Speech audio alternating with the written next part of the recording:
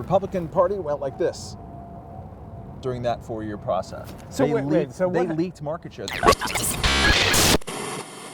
Welcome to Newsbeast. I'm Michael Moynihan, and we are here in Fort Greene Park in Brooklyn because our Newsweek office is still damaged from Hurricane Sandy, and we're rotating around to various public places to shoot. And with me today is Matt Welch, the editor-in-chief of Reason magazine, a friend and, full disclosure, a former colleague.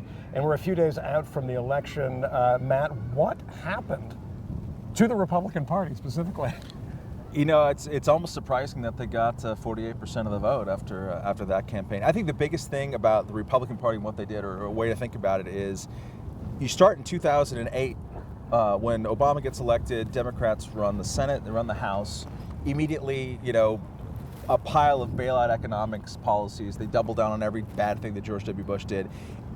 The economy tanks so much worse than anyone projected, and certainly they projected. It is the most target-rich environment for a principled opposition party to gain, market share, to gain anything, registrations. Republican Party went like this during that 4-year process. So they leaked market share. They couldn't capitalize on it because they couldn't present, I don't think, a compelling alternative to the big story at the time, which was economic policy. But you're a libertarian. Yeah. You obviously would like to see, small L, like to see the Republican Party go more in that direction, or both parties for that matter. Yes. This didn't seem like a referendum on big government. I mean, it seemed like people are quite happy with this kind of spending. So, I mean, exit polls showed people thought more taxation was fine, right? Yes and no. I mean, the two parts of your statement kind of don't hold together. This didn't seem like a referendum on big government, actually. If you went to the Democratic Convention, no one was really talking about economic policy or like what's the proper role of government, or we want more of it, less of it. They were talking about defending themselves against white males who wanted to bum them out. They were talking about, we're going to restore the DREAM Act, and we really believe in our dreamers. They've said this 1,000 times, no matter how many millions of illegal immigrants Barack Obama has deported in his watch. They were talking about, they had Sandra Fluke up there, and talking about a woman's right to choose. It was all, and talking about gay marriage, which is an issue they finally got on the right side of belatedly before the election. But that was what was motivating people. It wasn't because people are happy or even fluent in economic policy, I don't think. So where there was a chance, I think, for voters to register a kind of up or down, black or white vote on economic policy, I think it went more libertarian than you would think. So the big conversation after the election is, how does the Republican Party sort of regain steam? And the one overarching theme is demographics. You've written, Reason magazine has written about immigration from a very pro-immigration standpoint. What does the Republican Party have to do to sort of try to regain some of that 40% of Hispanic voters that voted for George Bush?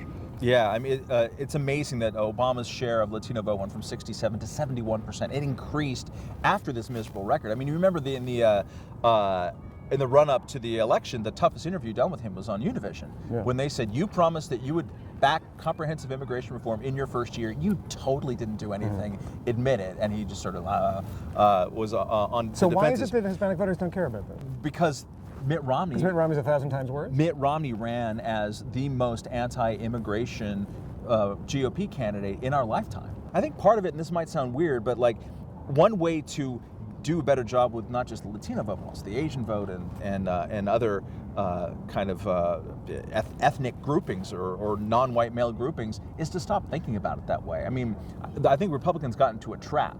Part of Mitt Romney's horrible 47% comment was sort of like, well, these people aren't going to vote for us. Yeah. They're lost causes. Well, you got to stop thinking about that. Stop thinking about people in groups as much and fixating on them in that weird way, so that you're always talking about voter fraud, because that's what they're doing in those big cities. They're just like voter frauding everywhere. Stop it and just have a sensible kind of conversation of like, if we think that government tends to over-bureaucratize and mismanage things, why don't we take that insight with immigration too? Why do we have this bizarre system where we only have 10 or 20,000 visas from Mexico for unskilled workers? Why does the government have to be in between employer and immigrant and potential employee? Why don't we loosen that thing up a lot more? That's simple enough. You don't have to get bogged down in all this self-deportation kind of nonsense. So basically, what you're saying is that the Republican Party is finished. Is that what Is that what I'm getting? Because beyond the immigration issue, black votes, non-older white male votes are going to be very hard for them to get, right? Well, one thing you can do is just stop the divide and conquer strategy. I mean, I think a really impressively interesting part of this election was how it was a repudiation of 2004. 2004, Karl Rove, in addition to running, an America, fuck yeah type of campaign, backed a whole bunch of anti-gay marriage initiatives in the state level as a way to bring out social cons to the polls to make sure that they weren't wobbling. But do you think that the Republican Party is going to be more sort of socially liberal in the future? They have to be. They have to be. Right? They have to be. And this time was the first time in American history that gay marriage worked at the ballot box. It had always failed before that. So now we had it in 3 states. 32 or something. It was like a horrifying thing. But public opinion is shifting, and that's going to be permanent. It's not. We're not going to wake up 20 years from now like, damn it, we can't let these people marry after all. It's going to go in that direction. So stop it. Just stop it. Recognize that, you don't have to single people out to restrict their choices. It seems obvious. And let's have the argument be focused on what it should be, which is about economic and fiscal policy. So Matt Welch has told the Republican Party to stop it. Matt, thank you for joining us in the park. And next time, we hope to be back in our office. Or in the pay toilets over there. I think that.